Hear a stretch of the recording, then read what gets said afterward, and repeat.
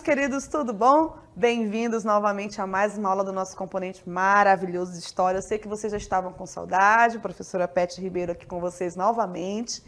E, como vocês já devem lembrar, hoje nós iniciamos a nossa unidade 2. Então, as temáticas, o objeto de conhecimento, o detalhamento, eles vão dar uma guinada, vão aí dar uma mudança dentro daquelas bases de conhecimento que vocês precisam obter no 7º ano. Vamos lá, então, ver o que nós vamos tratar hoje? Então, hoje nós iniciamos a nossa aula 12, certo? Que vai tratar do humanismo, uma nova visão do ser humano e do mundo como objeto de conhecimento. E no nosso detalhamento de agora, nós vamos trabalhar o antropocentrismo renascentista, conceito de humanismo e renascimento. Mas antes de iniciarmos, eu vou chamar aquela vinhetinha para dizer que vamos começar.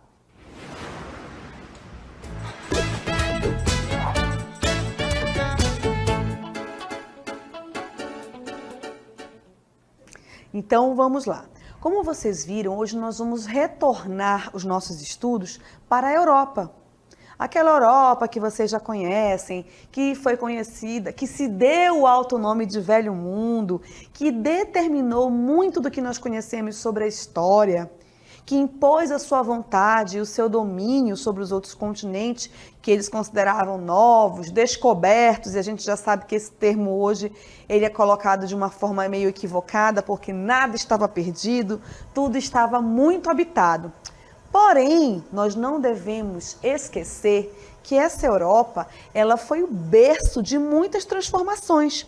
Vocês devem lembrar que tanto eu quanto o professor Artemison, nós falamos em alguns momentos para vocês que a nossa história, ela é uma história ocidentalizada, ou seja, vamos pensar um pouquinho, o nosso calendário. O nosso calendário, gente, ele é feito ali pelos romanos, 12 meses, foi copiado também ali um pouquinho do que os romanos já tinham como calendário, certo? Inicialmente chamado de calendário juliano, mas depois chamado de calendário gregoriano. E lá nós temos algumas festividades fixas, como, por exemplo, o Carnaval, que, para quem não sabe, é uma festividade muito antiga, o próprio Natal, que já fazia parte do calendário juliano ali, dos romanos, e foi adaptado ao calendário gregoriano. Então, nós vivemos esse calendário. Por que eu falo para vocês que muito da nossa história, foi copiada dos europeus, por isso que nós chamamos que ela é ocidental. Porque se nós pensarmos nas nossas aulas também, vocês devem lembrar que os povos chamados de pré-colombianos, eles já tinham seus próprios calendários.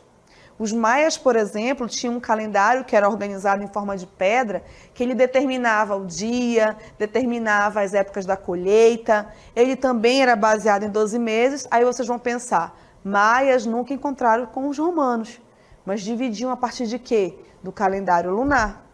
Assim como também alguns povos da região amazônica, que também baseavam seus calendários nas fases da lua.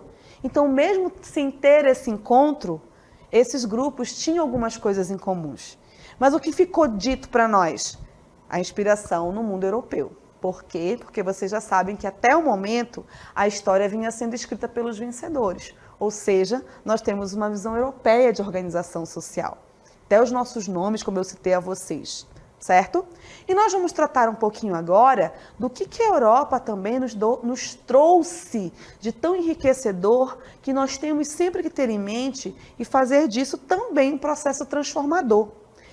Vocês, como crianças do 7º ano, porque são crianças, né, gente? Estão aí na fase de transição, em algum momento já devem ter parado para se perguntar coisas bem profundas, tipo, gente, o que eu vou fazer da minha vida? O que existe no mundo lá fora?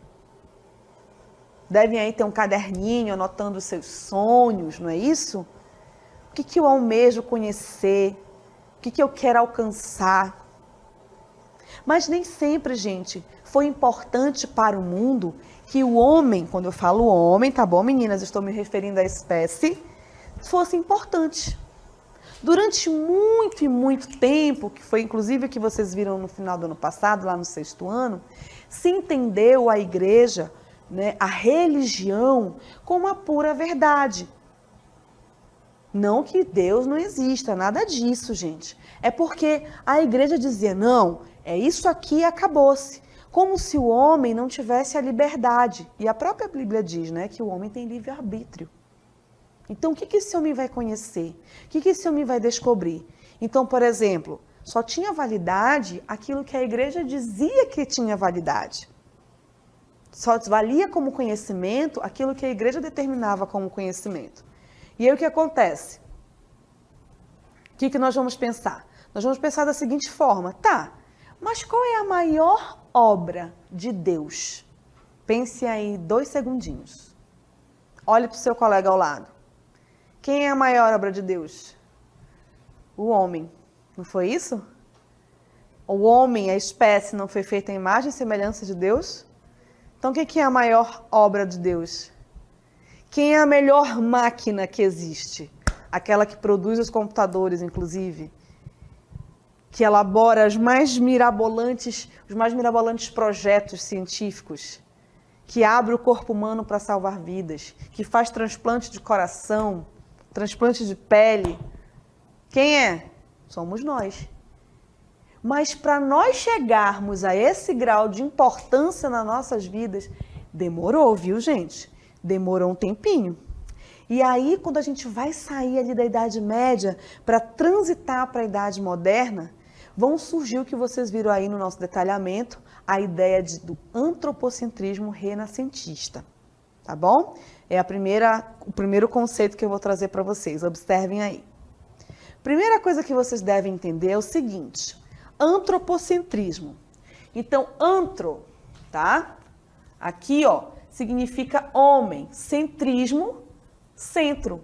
Renascentista quer dizer algo, professora, que vai renascer, ou seja, em algum momento da história, o homem foi importante, sim. Mas em outro momento, ali pela Idade Média, ele começa a fazer o quê? A perder esse grau de importância e vem os pensamentos ali bíblicos, da igreja, aquela coisa de que você tinha que ser católico, de esconder o corpo humano. Anotem no caderninho de vocês, para quando vocês pegarem o livro de história, depois na biblioteca, deem uma olhada ali nas imagens do mundo antigo. Vocês vão ver as esculturas, da Grécia Antiga, dos romanos, com as pessoas expondo o seu corpo, sem ter vergonha nenhuma, era algo extremamente natural. Aí quando vocês virarem um pouquinho mais a página para o final do livro, vocês vão ver a Idade Média, onde isso era totalmente proibido. Então tinha ali aquele corpo coberto, né, aquela ideia de fidelidade com a igreja, e aí vocês começam a observar. Mas aí eu vou ter o renascimento, algo de novo vai acontecer. Então, o antropocentrismo é um conceito e uma filosofia que ressalta a importância de quem? Do homem, como um ser dotado de inteligência, portanto, livre para realizar suas ações no mundo. Bonito isso, né, gente? Então, o que vai acontecer? Nós somos os autores da nossa vida. Se nós entendêssemos a importância do homem, e eu falei isso na última aula na semana passada, por que aqui, professora, eu tenho que atravessar de canoa na época da cheia? Por quê?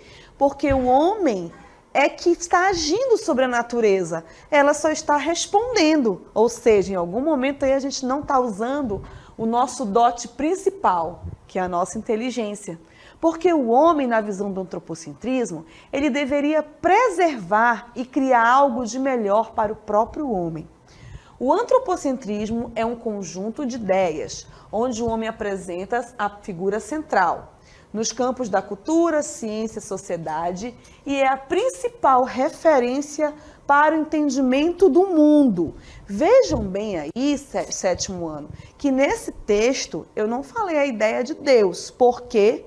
Porque começa-se a mudar a reflexão e a se entender que você é uma obra de Deus, a mais importante, e que Ele te deu livre-arbítrio, te deu inteligência, e você que deve agir sobre todo esse mundo, tá bom? Deixa eu só dar uma dica para vocês antes que eu me esqueça, o professor Temerson acabou de me lembrar. Tomem nota dessa primeira parte da nossa aula, porque Nós vamos fazer ali mais para frente algumas perguntinhas bem pontuais para vocês sobre isso, tá bom? Bom, uma das imagens que mais representa a ideia do antropocentrismo, ela foi realizada num desenho por um dos maiores artistas do Renascimento, que eu vou deixar para o professor Artemison trazer para vocês no próximo momento. Mas eu quero que vocês observem que há um círculo, prestem muita atenção nessa imagem, tá? Porque ela vai fazer um resgate à ideia da cultura grega, porque na época do mundo grego, ao contrário do que a gente pensa hoje, ai professora, mas estava todo mundo sem roupa naquelas esculturas, por quê? Porque era o homem na sua versão natural, que merecia respeito, sendo magrinho, sendo fofinho. Não existiam os padrões de beleza que nós temos hoje, existia a beleza, e a beleza somos cada um de nós nas nossas diferenças. Então eu quero que vocês vejam esse pequeno videozinho, vejam que ele vai fazer o movimento e atentem um pouquinho aí para a nossa imagem rapidamente. Vamos lá?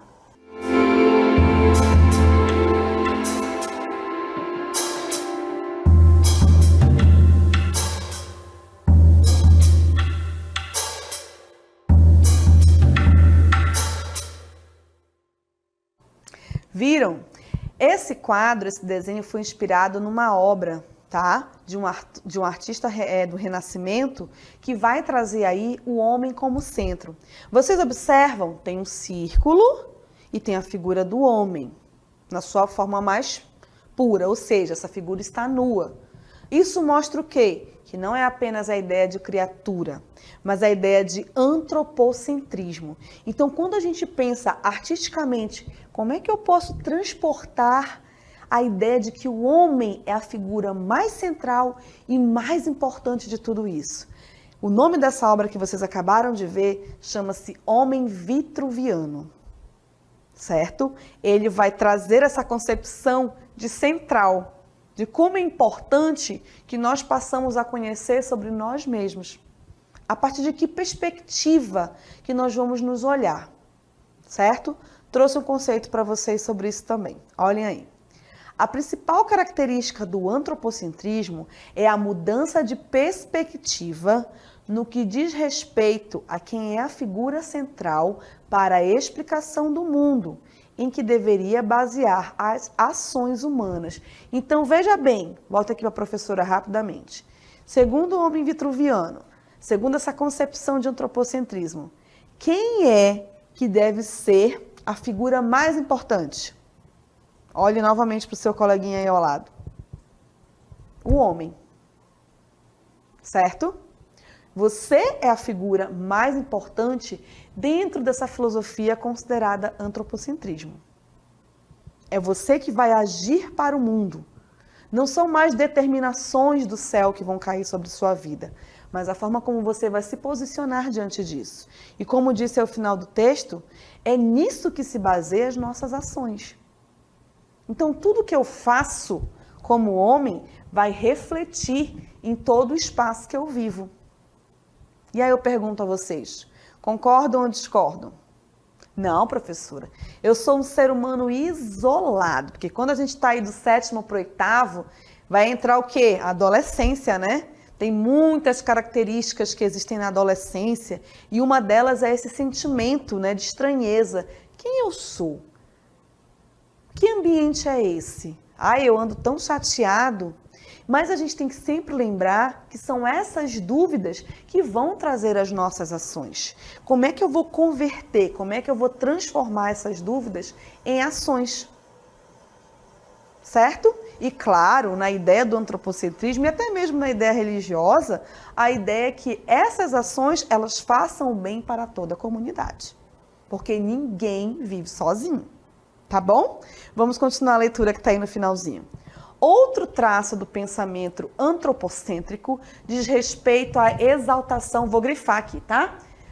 Só um minutinho. Da racionalidade. Quero pegar essa palavrinha aqui para vocês. Racionalidade. Vocês conhecem essa palavra? Sabem o que ela significa? O que é racionalidade? Vem de raciocínio, ou seja, exaltar o que o homem tem de melhor, o seu pensamento, o seu raciocínio.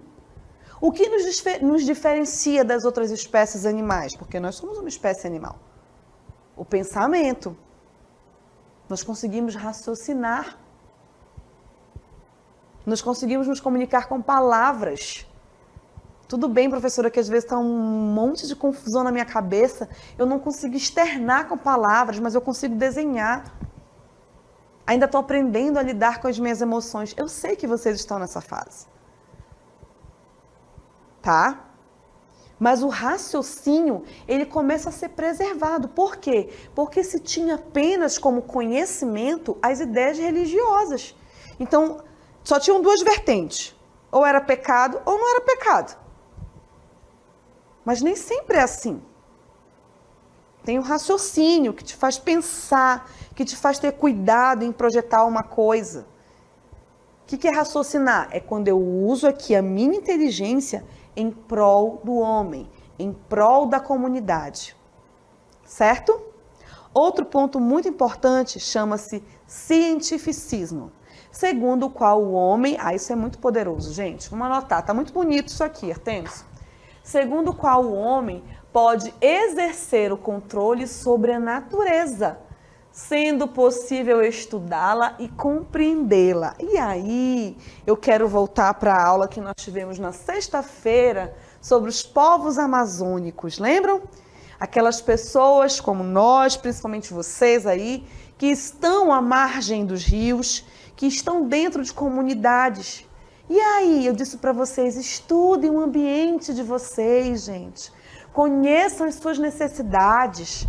Quem sabe daí não vai sair um líder comunitário, um ativista, um botânico, né? Já pensou? Voltando para sua comunidade como botânico, arqueólogo, agrônomo, zootecnista, médico, o que você quiser. É importante que nós tenhamos o conhecimento sobre a natureza. E olha o privilégio de vocês. Estão inseridos nela, mais do que eu aqui. Porque para eu achar um mato aqui na cidade, eu tenho que andar. Então, para que essa preocupação? Bota lá o textinho rapidinho para eles, rapidinho. Olha aí, ó. Porque sendo possível estudá-la, você vai compreendê-la. Você vai observar as necessidades, pode deixar no texto para eles, dessa natureza. E você vai cuidar dessa natureza. Você vai fazer dela parte da sua vida. Então, a ciência, quando a gente fala natureza, não é só um mato não, tá, gente? Pode ser uma espécie de peixe, pode ser a própria história, porque eu vou observar aquele ser ou aquele objeto e vou transformá-lo em ciência. Ele terá uma função para a sociedade, certo? E o cientificismo, gente, é como a gente falou lá no início, está tudo baseado dentro do nosso contexto de inteligência mesmo. É por isso que quando o pai e a mãe dizem, estuda menino, vai para a escola, ele não está brincando não. Ele está dizendo, é só através disso que a gente vai conseguir. E aqui eu trouxe essa concepção para vocês de criador e criatura. Essa é uma das imagens mais importantes que nós temos para tratar o antropocentrismo, tratar o cientificismo, que nós chamamos de criador e criatura. Gente, isso é um pedacinho de uma obra que está no teto da Capela Sistina lá em Roma. E vocês podem ver, gente, que ali tem quem? Tem Deus, estão observando? Então Deus está ali tocando o homem de quem? O dedo de quem? Da sua maior obra, que é o homem. Tá? Observem que Deus está dentro de uma caixa que hoje muitos dizem que é um próprio cérebro, desenho de um cérebro. Ele dá essa inteligência, ele cria essa obra que é o homem, que é a sua maior obra, que somos todos nós. E a partir daqui nós vamos ter a relação de controlar todas as outras criaturas. Essa imagem também, ela representa o conceito de humanismo. Ela nos leva mais perto de Deus, mas valorizando aquilo que nós somos, certo? Vamos então trazer para vocês o conceito de humanismo.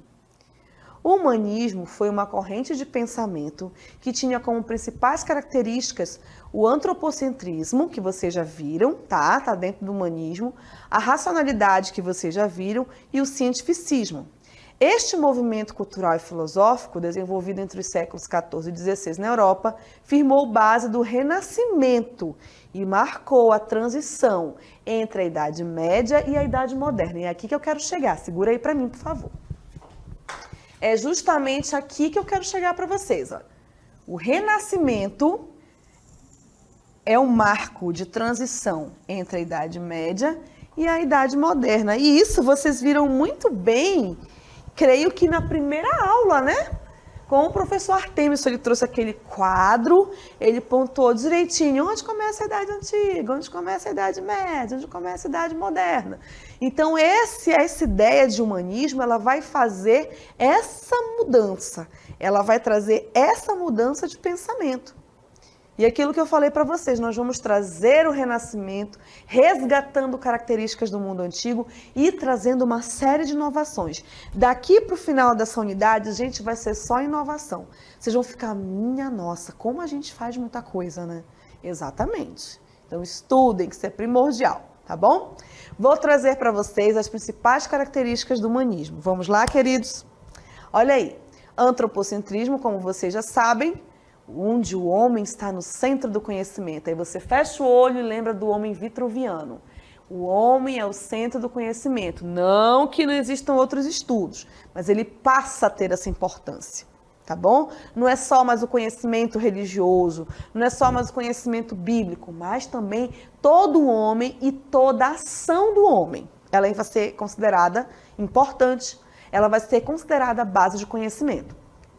Cientificismo, de modo a encontrar respostas científicas. Ou seja, olha aqui a professora bonita de história. Você deve pensar todos os dias, meu Deus, para que eu estudo história? Porque história é uma ciência. Ela tem ali um método, vários métodos, né, na verdade. Mas o seu objeto de estudo o que é? Passado. Já imaginou nós chegarmos aqui, bum, pleno século XXI, sem saber nada de pré-história? Gente, a gente já está muito perdido. Sem saber nada de mundo antigo, sem saber nada de povos indígenas, de cascados complexos, de incas, maias, de cultura indiana. Já imaginou? Gente, ia ter só uma borracha grandona apagando tudo. E aí? Como é que eu vou compreender? Por exemplo, hoje nós vivemos uma situação de guerra em vários países ali, não é isso? Da Arábia, agora também na Ucrânia, ali na Europa Oriental. Tudo isso é reflexo de situações que vêm se alastrando durante muitos e muitos anos. E que nós precisamos compreender o passado, não só para nós termos um conhecimento melhor do que é hoje, mas principalmente para nós observarmos a ação do homem como fator transformador das nossas vidas. Então, tudo que nós vivemos hoje, gente, é uma consequência. Aquele plásticozinho que você joga no lixo, lá no rio, ele vai ter uma consequência. Talvez não hoje, mas para as futuras gerações, provavelmente. Assim como nós já estamos sentindo. Então, a história, ela está em tudo, como nós informamos a vocês lá no primeiro dia de aula. Aí vocês vão pensar, e o que o cientificismo tem a ver aqui com a minha vida? Vocês falaram isso semana passada? Os fenômenos naturais. Quem aí vai ser aquele cientista que vai estudar meios de sobrevivência durante as grandes enchentes na várzea? Joguei o desafio, agora é com vocês. Alguém daí vai ter que levantar e vai dizer, não, eu preciso mudar a realidade da minha comunidade. Eu preciso estudar esse fenômeno a fundo, tabelar cada enchente, anotar os efeitos, como ela cresce, o que acontece, qual o período, para que eu vou transformar isso. Então isso é ciência. Aí o outro vai pensar além, não, eu vou ser zootecnista, eu vou dar um jeito de tirar, né, o gado naquela época exata para não ter prejuízos, já sentir ali um momento que isso vai mudar. Aí a outra vai dizer, não, eu vou ser professora também, porque eu vou ensinar o meu aluno, professora de ciências, de geografia, de história, a contribuir com a comunidade. Então isso é ciência. Ela preza pelo outro. Não é só sentar ali na sala e, pegar o livro. Não, gente, tem que sair e botar na ação. Tá bom? Como nós saímos de casa todos os dias para estarmos aqui na ação com vocês. Racionalismo, em que a razão humana prevalece. A nossa cabecinha, então leiam, queridos, leiam, estudem, leiam obras importantes, participem das aulas, tá bom? Vamos lá. Temos aí as principais características do humanismo, trouxe para vocês também. Demonstração da figura humana, ou seja, o nosso ser humano vai ser muito mais projetado. Suas expressões e detalhes, viram ali o Criador e a criatura?